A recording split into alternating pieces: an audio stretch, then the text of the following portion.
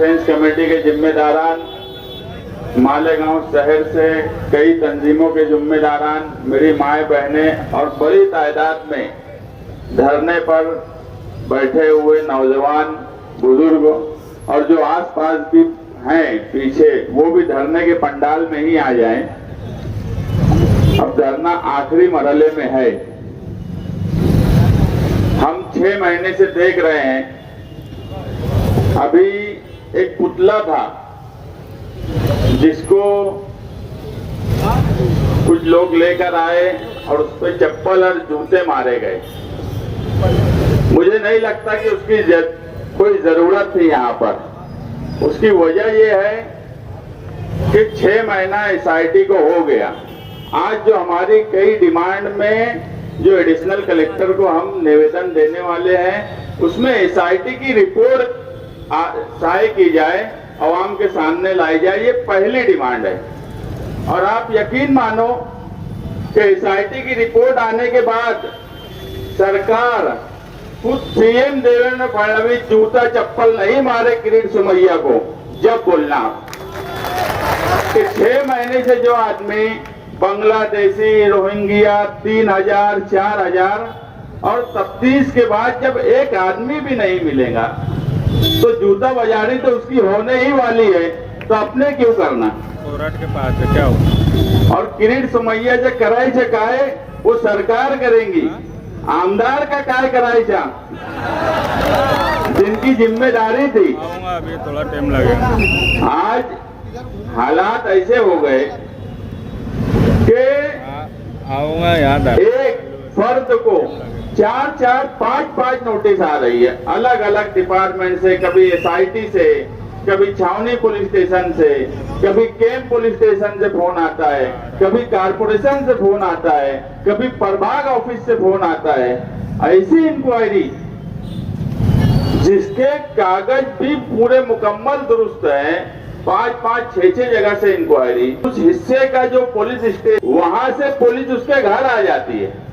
कितने बच्चे हैं उनके पेपर दो, भाई कितने हैं उनके पेपर दो, माँ बाप है तो उनके दो, नहीं है तो डेथ सर्टिफिकेट दो। जहनी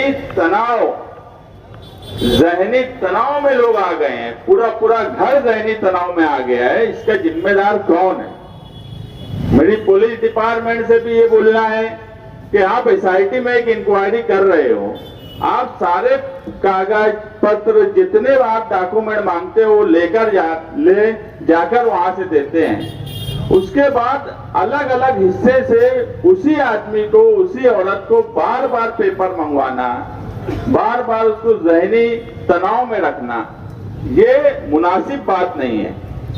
एसआईटी में सबके पेपर लगभग जमा हो गए। अगर किसी पुलिस स्टेशन को लगता है तो वहां से ले ले। सब कुछ दुरुस्त होने के बाद इस तरह की परेशानी में शहरियान को मुब्तला किया जा रहा है। असेंबली हाउस चल रहा है। कुछ लोग ये समझ रहे थे कि असेंबली में वो नहीं बोलेंगे तो इसका हल नहीं निकलेगा क्या। जब असेंबली या पार्लियामेंट में बोलने वाले लोग जिनको आवाम भेजती है, जब वो वहां अपनी नुमाइंदगी नहीं करते तो फिर आवाम को सड़क पर बैठकर नुमाइंदगी करने का भी हक हासिल है। और हम वही कर रहे हैं कि सड़क पर आए हैं, इससे ज्यादा शिद्दत से एहतजाज करने की तरफ जाएंगे अगर आज हमारा दिया हुआ निवेदन पर अमल नहीं हुआ। और इसी तरीके से सरकार, पुलिस डिपार्टमेंट, कारपोरेशन, तहसील ऑफिस लोगों को परेशान करती रही तो इससे सख्त एहतजाज की तरफ माइनॉरिटी डिफेंस कमेटी जाएंगी। अगर ऐवान में आवाज नहीं उठ रही है तो सड़क पर आवाज जरूर उठेंगी और पूरे शहर को लेकर सड़क पर आवाज उठेंगी। इसके बाद माइनॉरिटी डिफेंस कमेटी मीटिंग बुलाएंगी।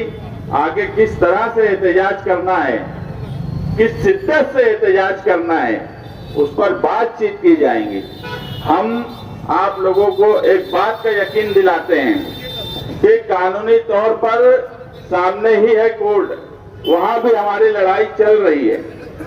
इस हफ्ते में लगभग जो लोग बंद है सारे लोगों का आर्गुमेंट कंप्लीट हो जाएगा।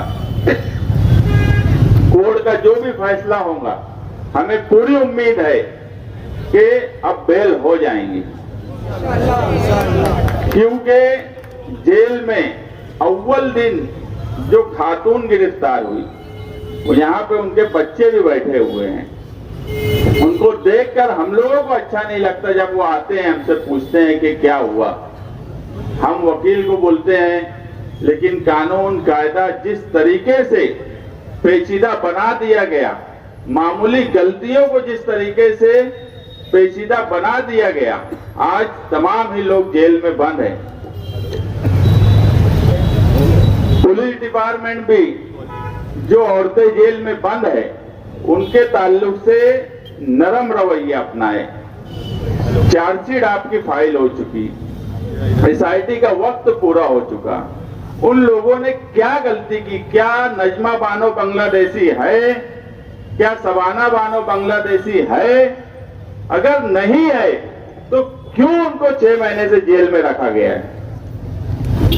हर चीज का हिसाब होगा। अगर दबाव में काम किया जाएगा तो उसका भी हिसाब देना पड़ेगा। यहां नहीं देना पड़ेगा तो ऊपर देना पड़ेगा, हिसाब तो देना पड़ेगा। मजलूम की यहाँ कभी जाए नहीं होती, और ये सब मजलूम है। मालेगांव की तारीख में बहुत वाक़ये हुए, जुल्म भी हुआ, मगर मालेगांव की ख्वातीन कभी जेल में गई, ऐसे किसी मामले में ऐसा कभी नहीं हुआ। ये पहली बार हो रहा है कि मालेगांव की औरतें जेल में बंद हैं। इसलिए अब सड़क पर आने की जरूरत है। मामूली सी बातें, अभी एक नोटिस किला पुलिस स्टेशन ने एक इंक्वायरी कारपोरेशन को दी कि जिन लोगों ने एप्लीकेशन दिया तहसील ऑफिस में, तो उनके शौहर के नाम से आदेश हुआ, तो जन्म जिस नाम से आदेश हुआ उस नाम से जन्म दाखिला क्यों नहीं बनाया गया? अरे इतनी तो अक्ल रखो कि शादी होने के बाद शौहर का नाम जब लग जाता है, आधार कार्ड से लेके हर डॉक्यूमेंट पर, अरीजा करने वाले ने अगर अरीजा कर दिया तो क्या जन्म दाखिले पे बाप की जगह शौहर का नाम लिखा जाएगा? इतनी अक्ल और दिमाग, लॉजिक तो डिपार्टमेंट को भी होना चाहिए। सिर्फ परेशान करना, कोई भी बात कहीं से भी उठाना और उसके अंदर शामिल करना, इंक्वायरी करना, इंक्वायरी पे इंक्वायरी, इंक्वायरी पे इंक्वायरी, इतनी इंक्वायरी अगर किरीट सुमैया के नीलम नगर मुलुर में की जाती तो मैं यकीन से बोलता हूँ कोई ना कोई बांग्लादेशी जरूर निकल जाता। सरकार अपना वक्त जाय कर रही है, पुलिस डिपार्टमेंट को परेशान कर रही है, उनका वक्त जाय कर रही है। आज 6-7 महीने से इतनी मैन पावर लगा दी गई है इंक्वायरी के लिए, और सबको ये बात समझ रही है, क्या कारपोरेशन के अधिकारी, क्या तहसील के अधिकारी, क्या पुलिस डिपार्टमेंट के आला अधिकारी से लेकर नीचे तक काम करने वाले लोग, सबको समझ रहा है कि वक्त जाय किया जा रहा है। मेन फोर्स का इस्तेमाल ऐसी जगह किया जा रहा है जहां से कुछ हासिल होने वाला नहीं है, लेकिन सिर्फ और सिर्फ बदला लेने के लिए। उन्हें भी पता है कि जिनको इन्होंने एमपी बनाया, जिनको इन्होंने एमएलए बनाया, ये कुछ करने वाले नहीं हैं। मगर उनको ये नहीं पता था कि जो हार गए वही कमेटी बना के खड़े हो जाएंगे, ये इल्म नहीं था। और यही वजह है कि जिस तरह से वो डराना चाहते थे उस तरह से डर और खौफ नहीं रहा। और ऐसे भी मालेगांव के लोग कभी डर सकते हैं? हो ही नहीं सकता। मालेगांव शहर के लोग, क्या ख्वातीन क्या मर्द, ये तो वक्ती तकलीफ है। हम भी यही चाह रहे हैं कि एसआईटी की रिपोर्ट तो आ जाए एक बार। मैं तो बोला ना, जूता बाजारी तो किरीट सुमैया की होने वाली है, मगर रिपोर्ट के बाद हम क्या करेंगे वो हम आगे बताएंगे। माइनॉरिटी डिफेंस कमेटी यही चाहती है कि रिपोर्ट जल्द से जल्द आए। जिस तरह से एक ही फर्द को बार बार नोटिस दी जा रही है, उसका सिलसिला बंद किया जाए। एसआईटी में जिन्होंने अपने इंफॉर्मेशन दे दी, आप उनके कागज पत्तर देखिए। मामूली गलतियों को आप बड़ी सजा की तरफ उनको मत लेकर जाइए। सरकारी वकील अगर स्पेशल आए हैं तो वो सरकारी वकील रहे, सियासी वकील ना बने, उन पे तंबी की जाए। जिन लोगों का जन्म दाखिला रद्द हो गया और उनके एडमिशन के मसले है, उनका जल्द से जल्द जन्म दाखिला बनाया जाए। अभी तक मालेगांव शहर में नया जन्म दाखिला और मुड़ुत्त जन्म दाखिले का प्रोसेस नहीं शुरू किया जा रहा है। जल्द से जल्द शुरू किया जाए। यही सब मेमोरेंडम देने के लिए हम यहाँ जमा हुए हैं। अभी माइनॉरिटी डिफेंस कमेटी की कन्वीनर आसिफ शेख साहब आपके सामने बात रखेंगे। उसके बाद हम निवेदन देके आगे का क्या ऐलान है वो हम बताएंगे। शुक्रिया।